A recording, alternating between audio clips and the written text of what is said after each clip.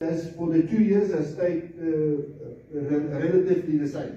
So we can move on to the next slide. Here I've just, an important slide for us is the one on top is the South African market, okay, units in South Africa, and this one is for Namibia. So you can see the comparison, how small our market is against the South African market, okay, and this is dealer channel.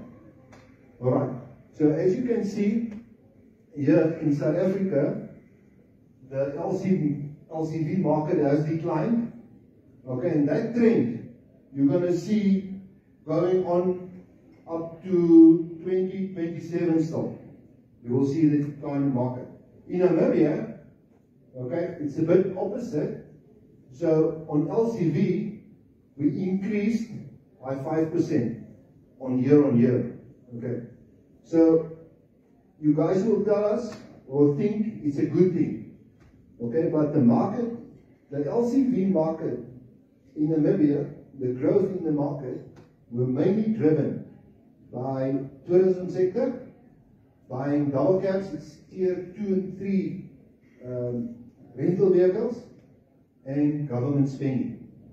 So you can see how important for us in the motor industry, how important that two sectors are.